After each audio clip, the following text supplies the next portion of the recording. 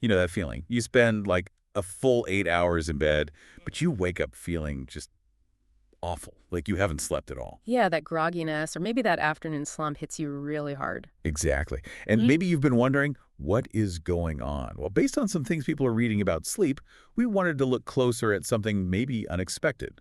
Sleep apnea. Mm-hmm. It might not be top of mind when you feel tired, but sleep apnea is surprisingly common, and it can really impact your health more than you might think.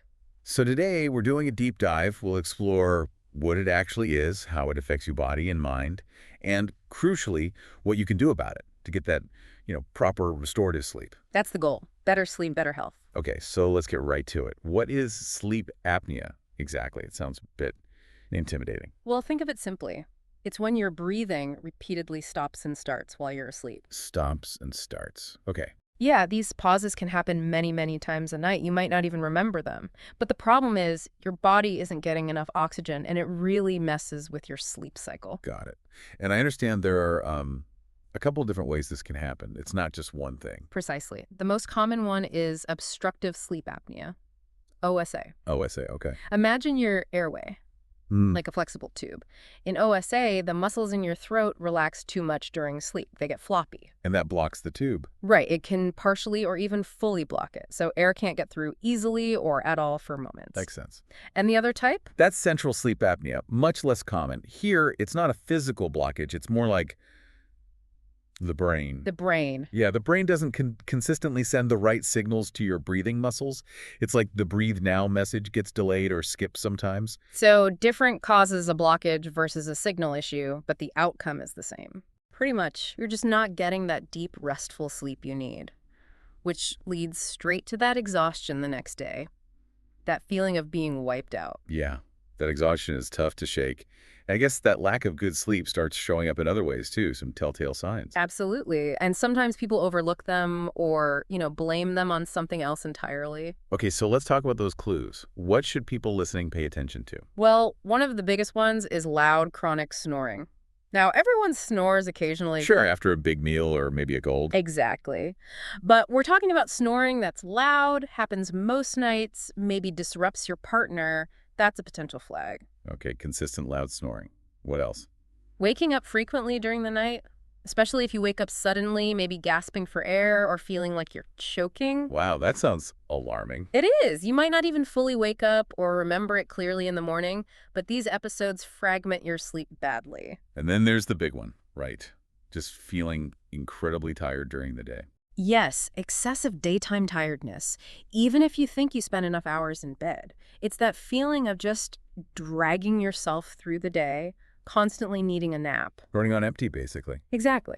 And another thing, sometimes linked to those oxygen drops overnight, is waking up with headaches. Morning headaches. Interesting. Yeah, not everyone gets them, but it's another piece of the puzzle to consider. I can totally see how all that would make it hard to function. That brain fog feeling after just one bad night is bad enough. Right. Now imagine that chronically. With sleep apnea, that constant disruption really impacts your thinking. How so? Difficulty concentrating, that fuzzy-headed feeling, trouble with focus, even issues with short-term memory. It all connects back to the poor sleep quality. Okay, so if any of that sounds familiar to our listeners, it's definitely worth thinking about sleep apnea. But it's more than just feeling tired, isn't it? There are actual health risks if you don't treat it. That's a really critical point. Untreated sleep apnea isn't just an annoyance. It can seriously affect your long-term health. Like, what kind of risks are we talking about? Well, for starters, the heart. Those repeated drops in oxygen put a huge strain on your cardiovascular system. Strain how? It increases the risk of high blood pressure significantly, and over time, it raises the risk of heart attack.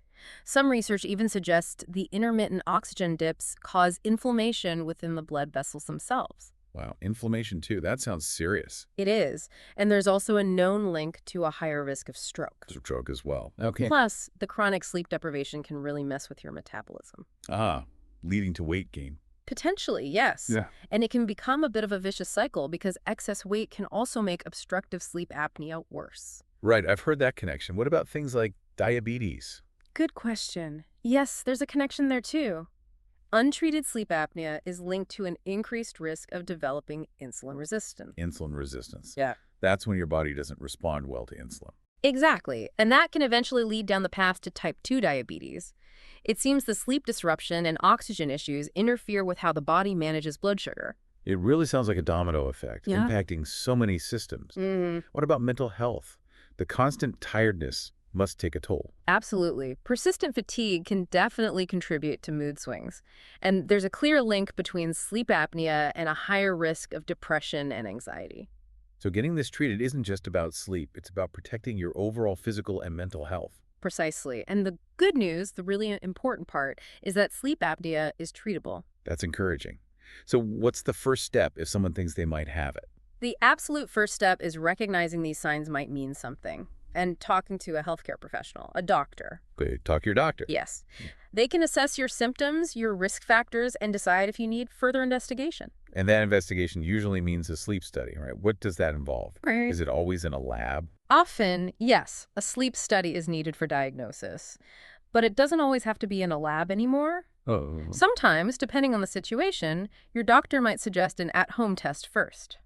You wear a portable device overnight in your own bed. Okay, that sounds more convenient. It can be.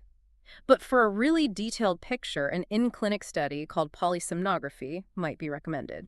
You sleep overnight in a specialized lab where they monitor everything: breathing, oxygen, heart rate, brain waves, muscle activity. The full workup. Exactly.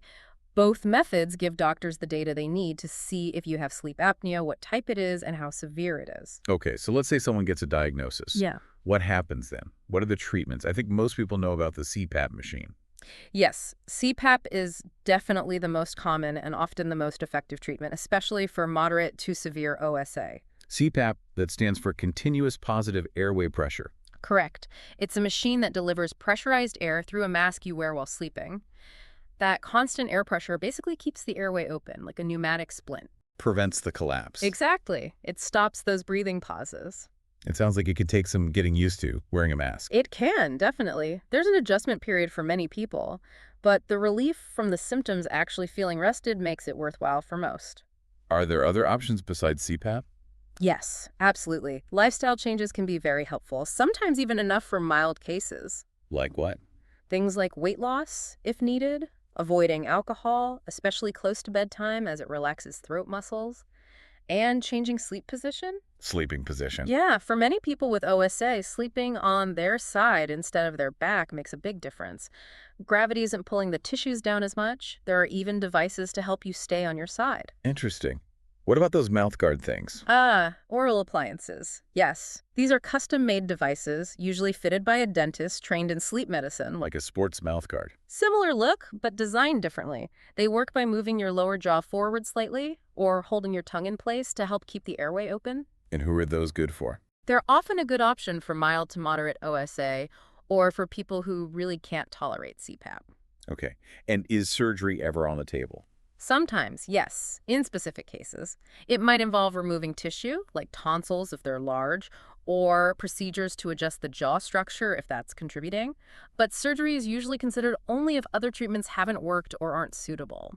So quite a range of possibilities depending on the person. Now, alongside these treatments, are there everyday things people can do to just improve sleep quality in general, especially if they have apnea? Definitely.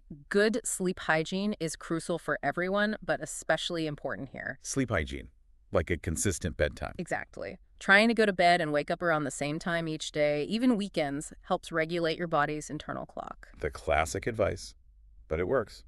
What else? Watching what you consume, particularly later in the day, limiting caffeine and nicotine is important. Because they're stimulants, right? Keep you awake. Precisely. They can make it harder to fall asleep and stay asleep. And the bedroom itself, does that matter much? Oh, hugely.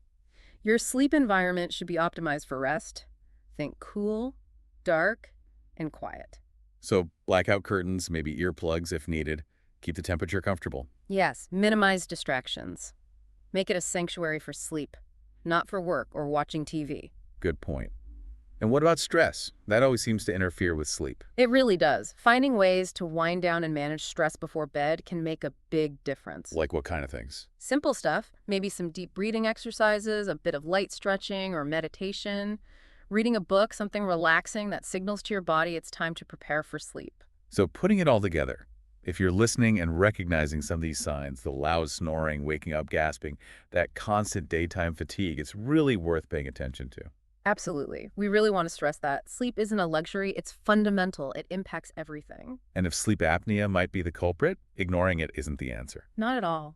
Because, as we've discussed, effective treatments are available. Seeking help can genuinely transform how you feel day to day and protect your long-term health. So take a moment, think about your own sleep. Are you really getting the rest you need? You don't have to just put up with feeling tired all the time. Maybe investigating this, talking to your doctor, is that first step towards finally getting truly restful sleep. It could really make a difference. Definitely something to consider if those sleepless nights and groggy days sound all too familiar.